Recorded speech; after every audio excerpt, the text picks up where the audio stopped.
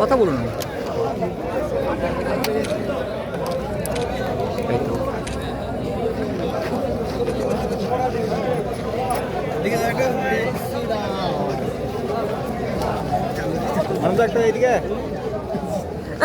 ঘাড়ে হাতটা